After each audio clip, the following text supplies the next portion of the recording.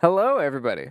Welcome to a little something new here in Shenandoah University Esports. My name is Chris Clayton, and I'm joined with Brennan Mossman Moss, and we are here to just kind of talk about some video games, really.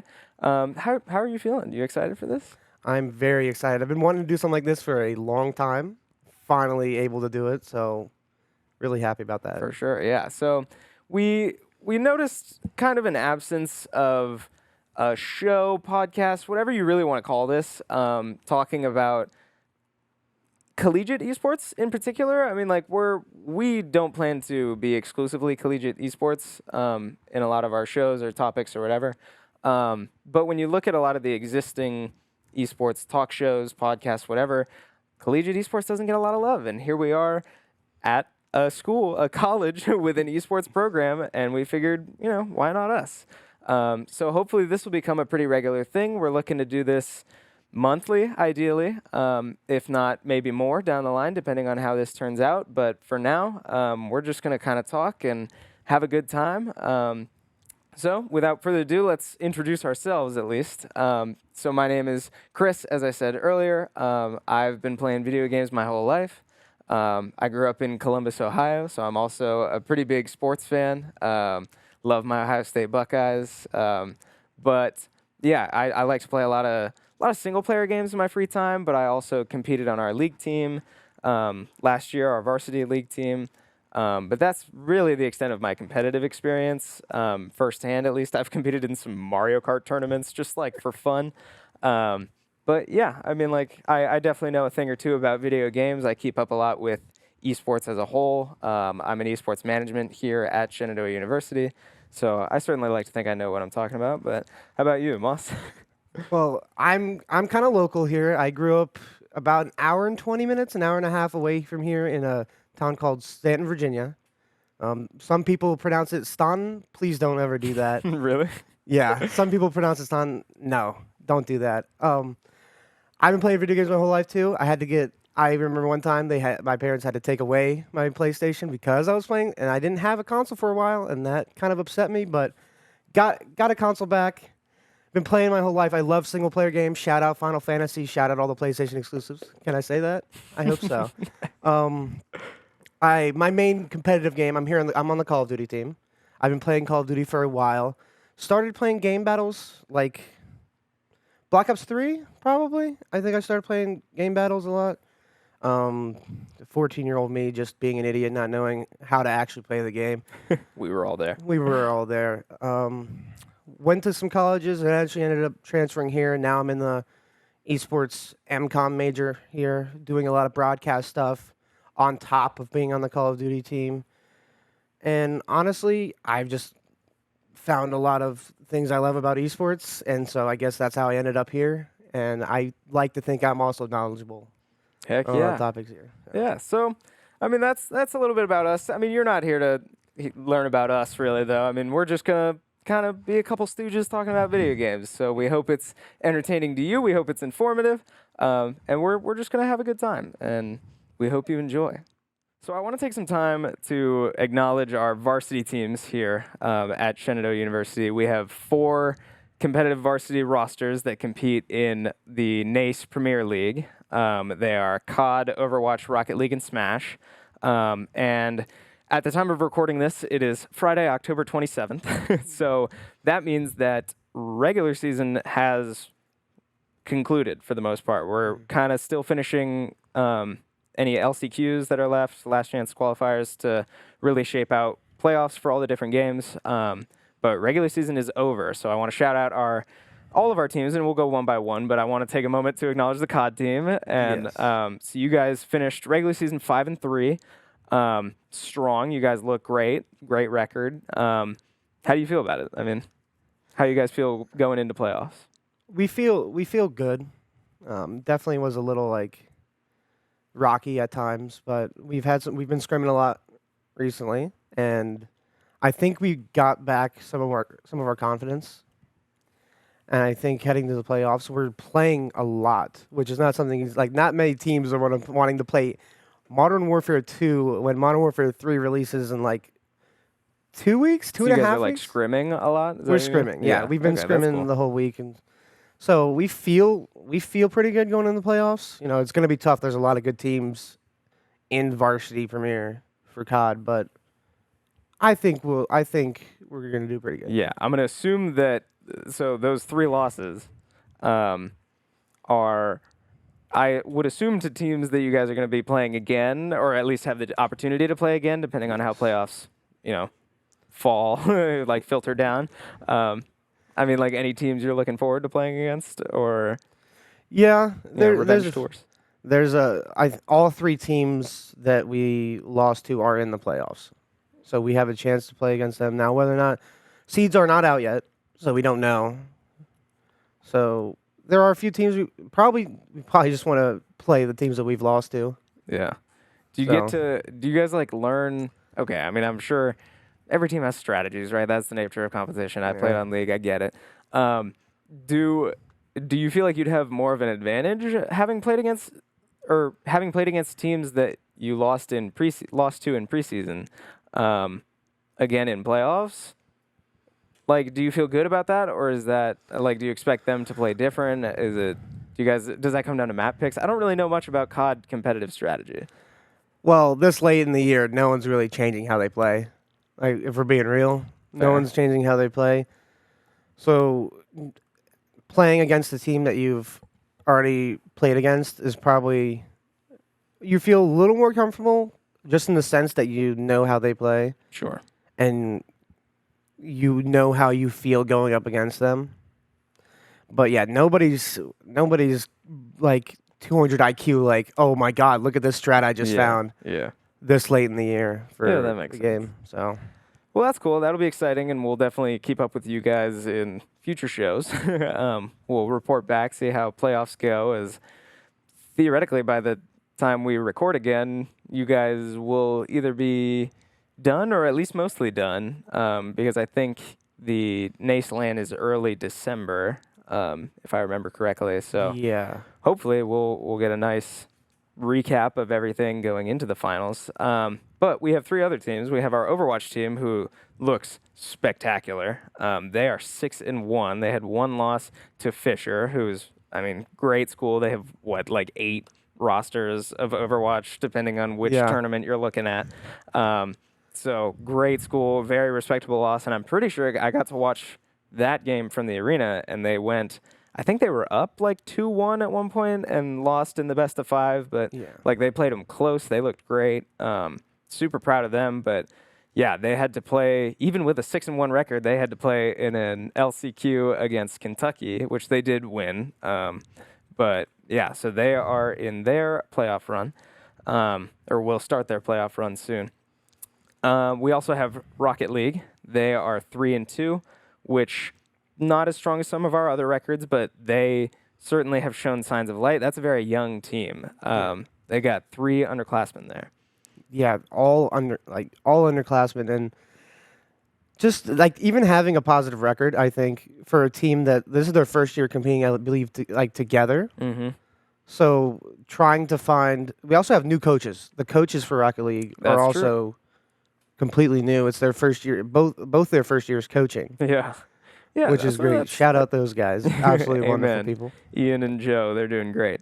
But yeah, that's a great point. I mean, like it's hard to ask for much more. Like you've got a first year player, a first year transfer, and then Griff Mango, who was on the team last year. But then we had Qualark Joe, as we mentioned, is now a coach. He was actually a player last year, but he has since graduated. He's a grad student now. So I mean, yeah, lots of light in that tunnel. If you're 3-2 in your first season, certainly hard to complain about. But we will take a look at our last team as well. Smash is always, at least for the last couple of years, has been a staple here. They are very, very good. And the roster has changed multiple times over the course of the last couple of years, and it never seems to matter. Always have fantastic Smash players coming in. It's right. Honestly kind of like weird. It's like, oh, like one of our Smash players graduated or something, and it's like, we're not going to be as good as we usually are. Nope.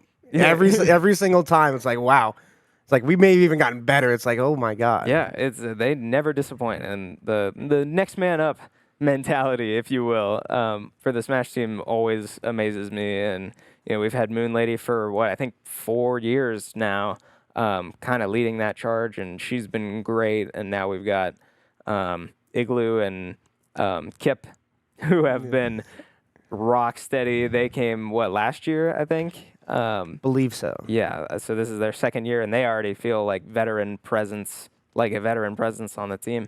And then we've got Willie this year, who might even be our best player, and he's a first year, and he plays fighting game characters, which are so much fun to watch, if you ask me. As a fighting game player, absolutely love to watch. Yeah, he plays Kazuya. His Kazuya is electric when he gets in, which usually he doesn't because the rest of the team just kind of takes care of business by the time we even need Willie, which as a spectator is lame, but as a fan, you'll take any day because that means we're winning. But yeah, they are 5-2. They dropped some close, heartbreaking games. One of them to ODU, and the other one to Wichita State, I think. And I think I got to cast over both of those games, maybe one of them. I don't remember. I watched both. Maybe you shouldn't cast any more then if that's the case. Oh my God, you're right. Shoot, that doesn't make me feel good.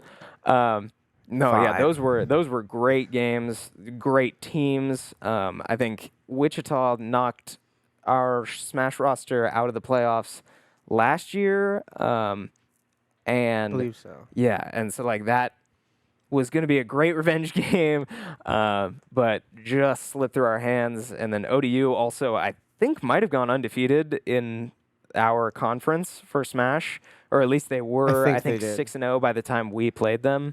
Again, great teams we've played against in the past too. Like their rosters have more or less stayed the same as well as us. So they're a great team. They're 5-2, but they could very easily. I mean, like 2 hits in either direction. They're 7-0. They're every great team. Every time we play ODU and Smash, it just seems like it goes down to one stock each. It really does, and it's just one of our best players against one of their best players, and it's electric to watch. Yeah. I mean, I would love to have those back because, again, like I did get to watch them, and I can't emphasize how close those games were, but they will have opportunities to make up for it in the playoffs. And I say that like they're doing bad. They're 5-2. They're totally fine. They played their LCQ against Kennesaw State, and they very soundly took care of business. So great stuff from our varsity teams. We have alluded now to playoffs a couple times. I have the dates here for when we will know seeding because as our teams are finished with their LCQs, other teams are not yet. We will know all of the teams no later than the 31st. Games might be done even as early as the 30th of October. And then within the next couple days, from like the 3rd to the 6th, seeding will be done and finalized before we start playoffs. So each team will only know its opponent after seeding. There's a committee that selects or votes on seeding. We have a couple people on that committee here, which is awesome stuff. I like the representation for Shenandoah. But yeah, once playoffs start around the 3rd to the 6th, and then the LAN will be at Boise, and I think it's just top 2 from each game. I don't think there's any more than that, but usually is. I believe it usually is top 4. Yeah, top 4. Or top 4, 2? Top 2. I think it's top 2. Okay, yeah, pretty sure it's top 2 for each game, and I don't remember all the games off the top of my head. It's Rocket League. COD, Smash, Overwatch, League. I think CSGO's in there now, or I think it has been for a while. Rainbow Six. I might be forgetting 1 or 2, but yeah. So that will be an electric LAN at Boise. I don't know that I'll have the privilege to go, but I hope that some of you listening will be able to go and enjoy that experience and watch some great high-level video games. So something we want to do on this show is talk about not only Collegiate, although we do want to focus on Collegiate, but there's a lot of big headlines elsewhere in esports that do affect Collegiate, whether they mean to or not. So we definitely want to go out of our way to address those when we can. So a big one recently, or semi-recently, within the last month, was the Overwatch League, or OWL for short. They just concluded their last finals for their season, but this has been a bit of a build-up over a long period of time. OWL has been a little notorious for not making the best management decisions and financial decisions. We could go into the weeds about a lot of that, but I don't think we will. Long story short, OWL has been struggling pretty openly for quite a while. And this year's finals just ended. The Florida Mayhem won, and OWL has come out and said that they will not be continuing, at least how they have been. And we don't really know what that means. We don't. And the only tweet we got, like, when it came to that topic was one tweet where they were just essentially saying, like, it was kind of a general statement, like, we're going to come back. We're going to find it, like, we're going to reformat. We're going to see what we could do to try and survive, essentially. Yeah. Although they didn't use that word, but right. Yeah, it was a pretty generic statement. Right, a good like little PR move of, hey, we'll be okay, we're coming back, don't panic. But it definitely is this month, and we'll talk about other headlines after this. But this month has just been what feels to me like a pretty pivotal month in esports, right? It's a lot of stuff going forward is going to look pretty different than it's looked in the past. So yeah, with the end of OWL, like I said, the Florida Mayhem won, and they pretty funnily were not very good like a couple years ago. So it's exciting for them. They were definitely the best team this year. You could kind of say that Atlanta was good too, and like maybe Houston, but I definitely think that Florida was the team that deserves it. But yeah, I mean, the big question is what now? And like with Al releasing that statement of we'll come back, we don't really know how, we don't know what it's going to look like. I'm sure they have a better idea than we do, but they've been very ambiguous about what the future of competitive Overwatch looks like. Franchise leagues, like just in general, have been like struggling a little bit. Yeah. Albeit like Riot, technically their leagues are also franchising, but like differently because the buy-in, I know the buy-in for COD, the CDL was 25 million. I think, yeah, insane, insane. Can't even fathom that amount of money. I think Overwatch League was close, at least close. I don't remember the exact maybe number. 20 million. Somewhere it was anywhere high. That's just like, oh, that's a lot of money to buy in. But those types of franchise leagues where it's like more modeled, kind of like the NFL or stuff like that, have been kind of struggling. And I think that esports has been, younger industry, definitely. Yeah. So those franchise leagues, they may not exactly know how to format themselves yet. They don't know. They're trying to like model themselves after stuff like the NFL. Like I know that there's someone, the CDL hired someone from the NFL originally to try and oversee some things. So they're definitely trying to model themselves after, and it just seems like maybe that's not the right fit for esports, like specifically, especially when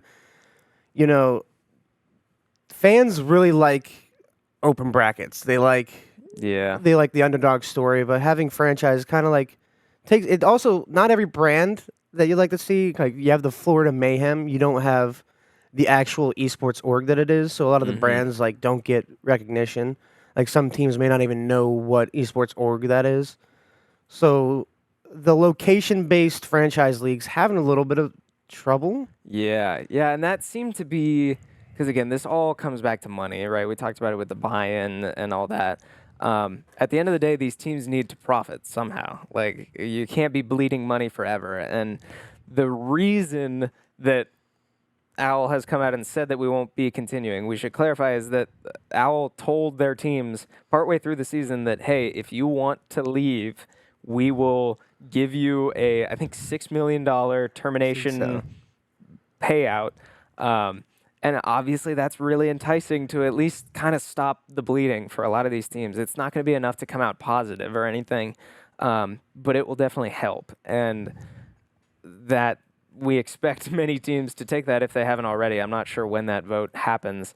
But yeah, these teams need to make money, and we thought, or some people thought, that maybe the answer was kind of the regional-based stuff, right? You get a community of people attached to a team, a brand, whatever, and you make money through ticket sales and merch or whatever. You host matches in whatever local stadium is by you, but that has shown to not really work. It's proven to not be as successful as we may have thought. And I feel like the answer has come out a little bit because, like you said, esports is really young. We still have so much to learn, and I'm glad that this community is willing to put up the fight to get through these growing pains. But it seems, at least to me, like the best way for orgs to be making money, or like esports orgs, is through in-game content, like skins and, I mean, just like battle passes or whatever.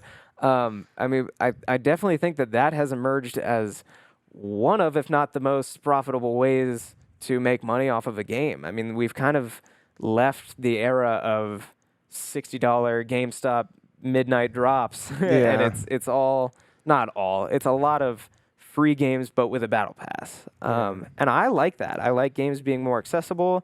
And I take it that because of how successful or how popular that style of game has become, that it must be successful to some degree. So I don't know. I mean, like, I was thinking, or you go ahead. Yeah, I just think it's tough. Like, you have all of these big name esports orgs that a lot of very passionate fans follow.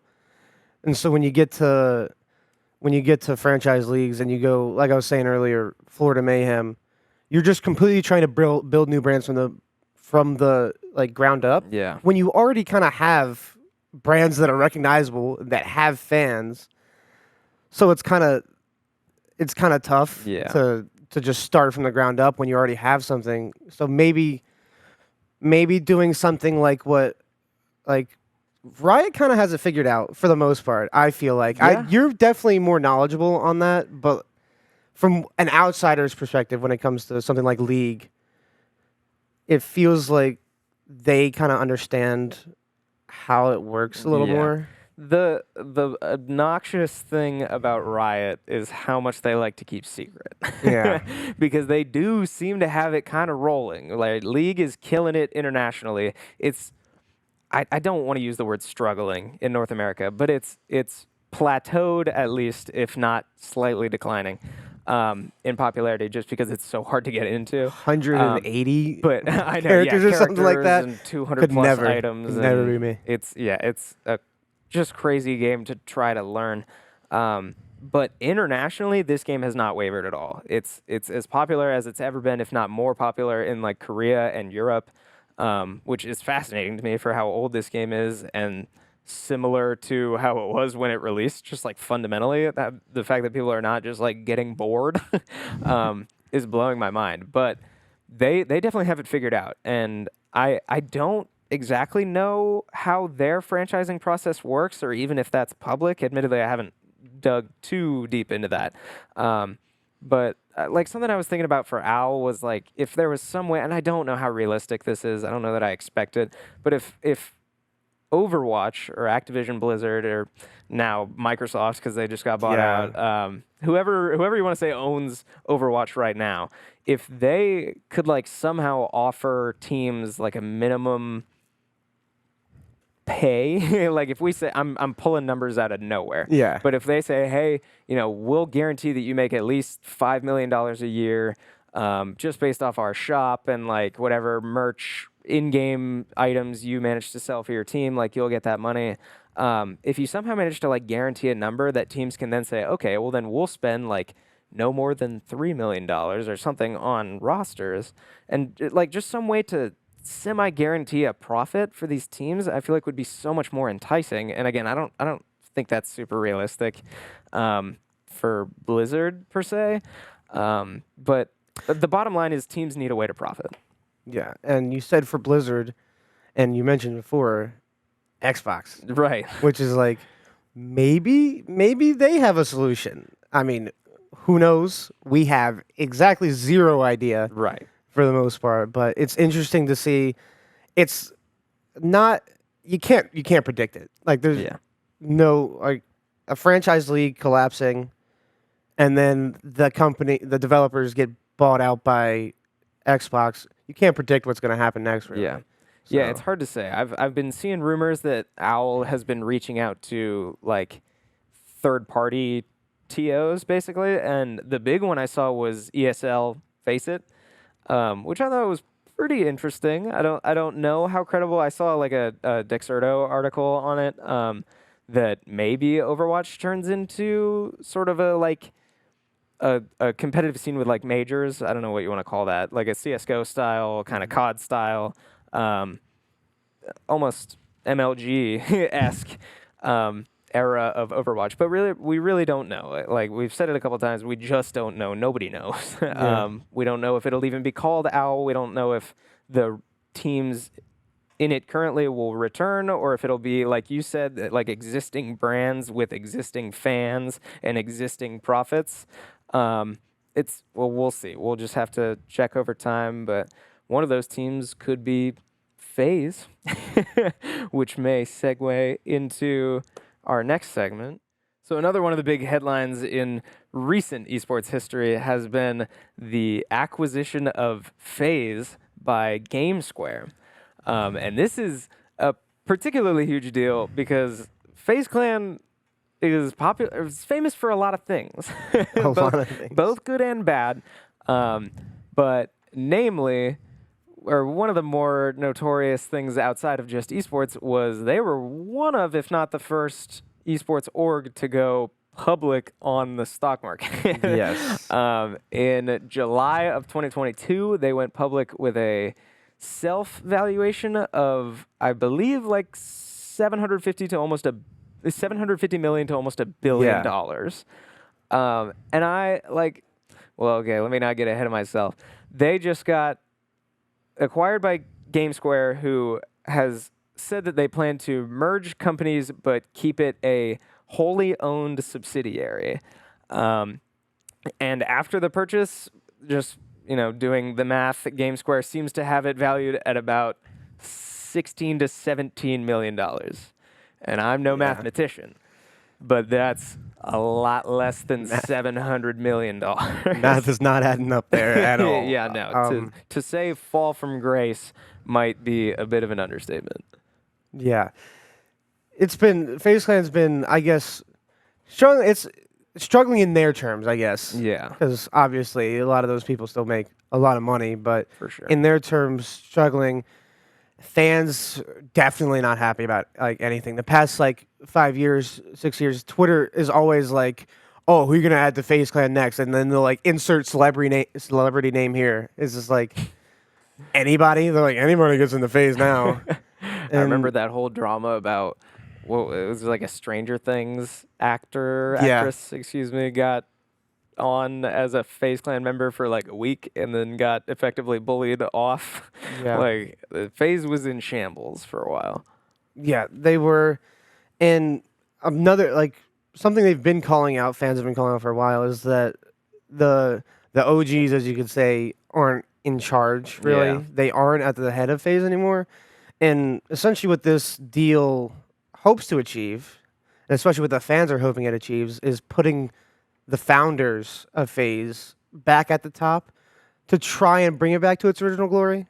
Now, if that'll work out today, is putting out a trick shot videos 15 years after they were popular, gonna be very successful. We do have a new COD game coming out soon. Do you think that matters? Oh, I think it does. It definitely does. Do you think they'll go for trick shot videos Oh, on yeah. Modern Warfare 3? They already posted a few, I think. Really? Yeah, since that's I guess, happened. yeah, beta. But, Dude. well, of the MW3 ones, I don't know. But I know that recently they have, like, FaZe themselves have posted trick shot videos recently. So Wow. I mean, yeah, I guess back to their roots. Yeah. I mean, it's really interesting. And again, kind of continuing on this theme of uncertainty going forward in esports, right? FaZe is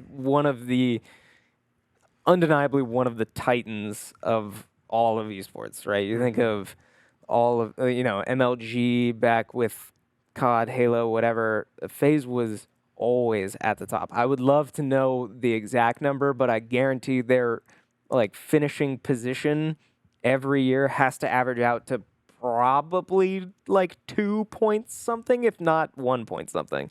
They're either first, second, maybe third. And that's kind of their brand, right? Like they're just great at video games and they don't settle for anything less than podium. And that has not let up at all, No. even through their brand struggles of kind of trying to market FaZe as a lifestyle Yeah. and not a esports program. Their competition has never let off the gas. And like we said, they're being acquired by Gamesquare, who also acquired Complexity. They are the parent company of Complexity. Yes, yeah. back in 2021. And this is all interesting to me because we alluded to it earlier in the show. You and I are both football guys. Yes. There's a man at the top of, well, he was involved in Complexity and then they got acquired, and he's very involved in GameSquare. Now his name is Jerry Jones. The Jerry Jones, owner of the Dallas Cowboys. America's team. Yeah, I mean, like, it doesn't get much bigger than that in terms of American competition or really like competition, period. Although football isn't huge internationally, but like, you know what I mean, right? Jerry Jones is a huge figure, and the fact that he's willing to invest and work with what started as just Complexity and now maybe FaZe when FaZe kind of needed it most, I think is a really interesting move. Yeah. I mean, a lot of we've seen it, especially like a lot of LA teams are owned by the Rams. Yeah. The Rams people, I forgot their names. Yeah, I forget who they are, but they own a lot of the CDL spot. The Los Angeles Gorillas they were owned by the owners of the Rams. Right. And a lot of traditional sports financiers, investors are getting into esports recently. Works here, doesn't work there sometimes. It's kind of a flip of the coin. But I think this is something that has a good chance of working out, because I feel a lot of the backbone of FaZe is that OG feel. The fans are, the fans are where you make your money, if we're being real. So if they can find a way to even get some of that nostalgia back, you can't go completely, like, you're not going to go every week, oh, look, I'm on a high rise, let me jump off the crane 360 no-scope, and then you make a bunch of money. But with Jerry Jones, it's interesting. Obviously, he's not going to be like day-to-day, like, hey, Temper, what's up? Like, how you doing? But it's having that name, I think, is the biggest part. Yeah, and there's a lot of money tied behind that name, and money backed in places that aren't going to fail. Like, Dallas Cowboys aren't going anywhere. Yeah. And like another notable name in the Complexity Gamesquare kind of building is I read this, they have Ninja as their chief innovation officer. Like the Ninja, the content, like Fortnite man himself. Titan. Yeah, Fortnite guy himself. I'm not seeing enough movement out there. Yeah. So I don't know. It's a lot of people who have built successful fortunes, one in video games, one in traditional sports. You bring them together. We'll see what they do, but I told you earlier, like, if FaZe is gonna make a comeback, they have to start somewhere, and I'd certainly hope that this is it, right? I think a lot of people would like to see FaZe return to its glory, although people have their opinions of FaZe. But whatever you think about them, they were pretty darn great for the world of esports. To piggyback off what you said earlier, the competition side of things, because obviously we've been talking about like the business, the money making. You don't usually make a lot of money in esports just by winning. You actually spend. I know this is a little side tangent almost, but Nadeshot said that they lost, I think, $2 million the year they won the CDL championship, which is like insane. But FaZe very good at games. They do play in. They just won Worlds at HCS. They took Optic to second set. I forgot. Bracket reset? Yeah, I think bracket they- reset. yeah. I can't believe I forgot the term, but they won 8 straight maps, which is Yeah. crazy. Off that Optic roster, too. Off with, that like, crazy, and Formal, APG, Lucid, Trippy, Lord. Lunchbox, the coach. They're absolutely fantastic. Formal still this day and age, incredible. But Frosty, Renegade, Royal 2, and then Snakebite. Snakebite, Royal 2, and Frosty won their 3rd world championship, which is crazy to have 3. And they just, they won it pretty handily after an Optic, against an Optic that looked next unstoppable. Mm-hmm. I know that FaZe also won IEM Sydney. It wasn't a major, but they won the first like CS2 tournament that was first to 13 rounds too, which is the new format CS is doing. And funnily enough, you want to know who that was against? Tell me. Complexity. It was against Yeah. Complexity, which another thing to talk about is the merging. Because what do you do? Do you hold on to both of these, or do you merge it? The last we saw something like this happen was Envy and Optic. Envy technically purchasing Optic. Yeah. And eventually Envy teams just kind of all rebranded over to Optic teams. Now, if you had to choose a brand that you're going to rebrand over, you're going to keep the FaZe brand. You're not going to get rid of the FaZe branding. Yeah. And it's really interesting because as a COD fan, FaZe and Complexity, if you would have told any COD esports fan like 8-10 years ago, like, hey, guess what? The parent company of Complexity is going to buy FaZe and Complexity is going to become FaZe. Like, if that ends up happening, that would be like no shot. Because those are the two of the 3 biggest COD brands, like COD esports teams ever. Yeah, and I believe Complexity has been around longer than FaZe, technically. And like that's stunning to think about. And although, FaZe grew to be so much more in so many ways, Complexity should not be downplayed at all in what they've managed to accomplish. But yeah, there is a bit of an elephant in the room, and that's which team do you get rid of if either? Because I mean, it's a conflict of interest no matter how you flip it. So I don't.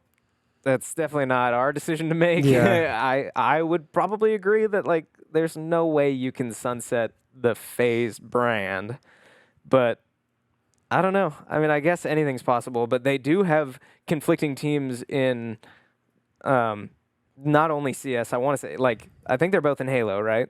Yes. Yeah, they're in Apex and Rocket League and FIFA and a couple other ones. So, I mean, something's got to happen. And, like, I think Valve, for CS in particular, has already warned that, like, that's not going to fly. And I know there are rumors about what's going to happen to FaZe's roster anyway. I saw that, like, Twists may be going to Team Liquid or something. So maybe that's a sunset in the making. I don't know. But we'll just have to see. Like, there's no way to know until it happens. And I'm excited for it. I hope whatever they do is the right decision for the sake of esports. Because again, this is such a huge move. But I mean, we'll just see. Yeah, I just hope we get a few. Let's get some trick shots back out there into the world. I hope so. Do want to see some cross maps nice on high rise, but like you said, just have to see. So while we're on the topic of acquisitions, there was another pretty massive buyout recently, and we alluded to it earlier. Microsoft, more specifically Xbox being part of Microsoft, has bought Activision Blizzard, the company that owns, creates, whatever, Overwatch, as we discussed earlier, but plenty of other games. This was a almost $70 billion purchase. Am I reading that right, Ma? More or less, yeah. It's not that much money. I think I could probably I could have looked through my couch, maybe found enough change to buy Activision Blizzard, but I just didn't feel like it. Fumble through my pockets. I can make that turn up. Yeah, I mean, that's a huge deal because obviously Microsoft is a massive company. We don't even need to explain that. Xbox has been, again, I want to avoid the word struggling because they're not. Like, they're totally fine. But, like, PlayStation has been soaring in the last couple years. I will say Xbox has been doing a lot better recently because PlayStation, As a PlayStation guy myself, I feel like PS3 era was definitely Xbox 360 was on top. Then the generation after that, PlayStation was on top. PS4 over Xbox One. Yeah, Yeah. and currently That's fair. PS5 is over Xbox. Like, Yeah. but Xbox is definitely doing a lot better. Especially at the start of the generation, they started off a lot better than the Xbox One did. So they aren't struggling. It's just they were already behind to begin with, but they're doing a lot better. And kind of right now, they're just trying to shore up those first-party games. And I think if you buy Overwatch and COD in one acquisition, Yeah. you're kind of doing that. And So, like Hearthstone is in there. That's kind of a sleeper pick, but we also alluded to MLG, yeah. which I don't want to get my hopes up or anything, but like there are definitely rumbles of maybe this move is what brings MLG back to its former glory, if you will. And who knows, maybe MLG comes and swoops in on Overwatch League just Yeah. to tie this all together. Who knows? Who knows? Who knows? Who knows? But yeah, I mean, do you want to talk to us a little bit about because I know this has run into some hurdles, Yes. specifically internationally. So I'm not a government official, so I don't know everything Sure. perfectly, but this over here, the FTC, Federal Trade Commission, had a problem with the idea of Xbox owning COD, which essentially is that there are no competitors to COD. Yeah. Like in the money sense. Yeah. It's the highest, almost every year is the highest selling game. Yeah. And so their worry was that PlayStation, specifically their argument was, hey, we don't have a competitor if that game is only on Xbox. Yeah. We're kind of screwed. And Xbox very immediately was like, hey, you can keep the game on it for at least 10 years. And then the FTC was like, okay, you have 10 years is enough time to make a COD competitor, we feel like. And PlayStation kind of like, no. And then it kind of just, they ended up signing the deal, and they're like, okay. Nintendo also signed the deal. So COD is coming to Nintendo. You think Nintendo's making a COD competitor? Not at all. They haven't had COD on it since I think Black Ops Declassified on the Wii U Good Lord. or something like that, which is crazy. That's insane. Yeah, like 10 years ago or something. So Nintendo getting it is kind of crazy. The graphics, I don't know how that's going to work. It'll run at like 5 FPS. Right. But anyways, the FTC was like, okay, that works.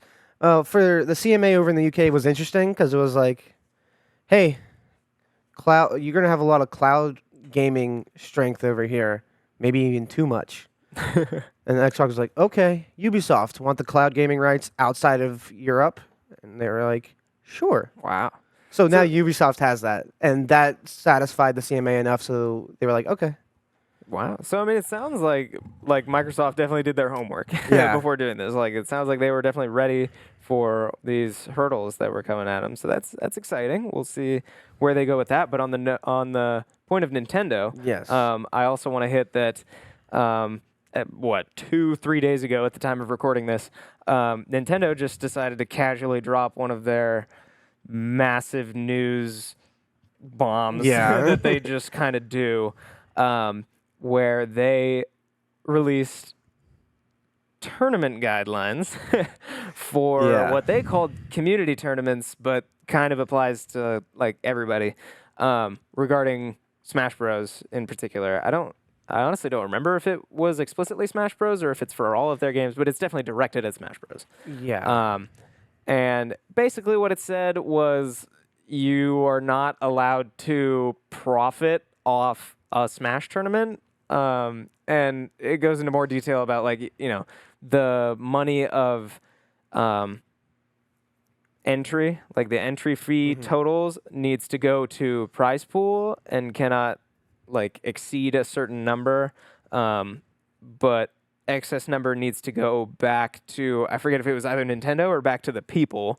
But basically you're not allowed to keep it. You're not allowed to make money off entry fees, which is interesting. That's kind of partially been true. I mean, it just depends on how you run your tournament. Some people just by default throw entry fees into the prize pool and make money elsewhere. But they also just said that, tournaments with more than 200 participants or 300 if it's online. Need to file for licensing from Nintendo, or break your tournament down into smaller tournaments that can build up to one tournament, except you're not allowed to have a circuit. But they described a circuit in telling people to break their tournaments down. It's such a Nintendo move. It's gotten a pretty violent reaction from a lot of big Smash people. But at the end of the day, we've been through this before. I said that Nintendo just kind of likes to do this, and a lot of people, I think, are catching on to the fact that they can probably just kind of keep running their business as they've been doing it, and wait for Nintendo to come knock on your door and tell you to stop, because most of these tournaments are not going to be big enough to even get Nintendo's attention anyway. I mean, you have all of the locals that are like 60 people at your local tournament organizer, or whatever, just locals. Whatever you want to call it. I know some Smash players like Hungry Box have been saying, like, I'm just gonna keep running it, and I'd like to see you come knock down on my door and see what happens. But which, to be fair, any company that were to do that probably be Nintendo. Yeah, they are very stingy when it comes to their own IP. Yeah, which is kind of, they're also a little old fashioned. So esports, being as young as it is, they react very aggressively towards it, which, not very helpful, because, I mean, it's the Smash scene, they're so passionate. So they've been kind of keeping it going on their own with pretty much, I mean, no support from Nintendo. Right, yeah. But they'll get through this. Yeah. But it's definitely not pretty at all. And this applies to not only Smash, but like we were talking about OWL earlier, people are not going to stop playing video games competitively. Even if there's not a structured league sponsored by the parent company of whatever the game, like, people will play the game competitively no matter what. And especially, like, it's one thing to say you can't support it as a parent company, to say, hey, we can't financially support you guys. It's another thing to say you're not allowed to do this at all. Yeah, you're just like, not only will we not support you, we don't even want you doing this. Yeah. But that seems to be the message that Nintendo sends over and over again, although more polite and open-minded sound. Yeah. So, one last pretty big headline in esports, as it is every year, is League of Legends. I definitely want to make a point before we wrap up, as we start to near the end of this show. League of Legends Worlds, every year, this time of year, is one of the biggest spectacles in all of esports. This year, it is in South Korea. They released their World Song, as always, to mixed reviews. I liked it. I know you liked it. Some people here did not. I'm a big fan, but I thought the video was amazing. The story from last year, reigning champs DRX, had a miracle run from play-ins all the way to the finals and beating one of, if not their biggest rivals, and the arguably best franchise in all of League of Legends esports, in T1. So great Worlds last year. And now I had the pleasure of going to the quarterfinals, actually, because last year was in North America. And it was pretty unique. They played some games down in Mexico, I think, was group play and play-ins and stuff. And then they came up to New York for quarters and semis, and then, or maybe just quarters. And then semis and finals were out in San Francisco. It was awesome. I think they killed it last year. But all that to say, we've started this year. It is in South Korea, as I said. And North America had 3 representatives. Again, at the time of recording this, Friday, October 27th, there is 1 remaining. It is NRG. We sent Cloud9, Team Liquid, and NRG all as North American representatives. TL went 0-3. Unfortunately, their very first game and the very first game of Worlds officially was them against T1, who you may remember I just said maybe 30 seconds ago is one of, if not the best team in all of League of Legends history. And they looked great. When I say false hope, this is a perfect example. I don't know if you got the opportunity to watch that game, but I assume you at least heard about it. I definitely heard about it, and as always, NA near airport. Yeah. As a outsider to League, I've definitely played a little bit of it. You know, my set I like to think is pretty good. Amen. Yeah, amen. Get to suplex a lot of people, but it's we aren't very good. Yeah. We really aren't. It hurts. I mean, like, I won't lie. I was part of the train that saw Team Liquid perform how they did against T1 and be one half-decent team fight away from beating one of the best teams there and saying, all right, this is our year. We've got it this year. NA's winning the Worlds. And then they go on to lose their next 2 games. They get knocked out of Swiss. Cloud9, I think, won 1 game. I think so. Pretty sure they got knocked out at 1 and 2. Or they went 1 and 2, and then it's a Swiss bracket. So when you get 3 wins, you're in. But if you get 3 losses, you get knocked out. So they got 1 win, but then lost 3 more. So NA's last hope is NRG. They play tonight, actually. So we'll see how that goes. It's not an elimination game yet. They are 2-1. But if they win, they're into the knockout rounds. If not, they will have 1 more opportunity, but it's do or die at that point. Otherwise, some notable teams. Gen.G obviously won the LCK, the Korean branch of Professional League of Legends. T1 was the runner-up there, and again, T1 should never be slept on. They have the greatest player to ever play League of Legends in Faker, their mid laner. Anybody ever ask me who's going to win Worlds? I'll just say Faker. Exactly. Yeah. I mean, like it's always a safe bet. He's never bad. Yeah. I don't know how many times he's missed Worlds, if ever. I want to say it's like once ever, and that's unbelievable. But there's also JDG, the top team from China, and they, I believe, are the running favorites. It's a little hard to say between them and Gen.G, but both Gen.G and JDG through the Swiss bracket so far are 3-0, so definitely living up to standards. But yeah, I mean, we'll see where we go. We're almost done with Swiss stages. By the time we record again, we will have a lot more information to provide, and I'm not sure. Worlds might be over by then. I don't remember exactly when Worlds Finals is, but if it's not over, we'll be very close. We'll have plenty to talk about then.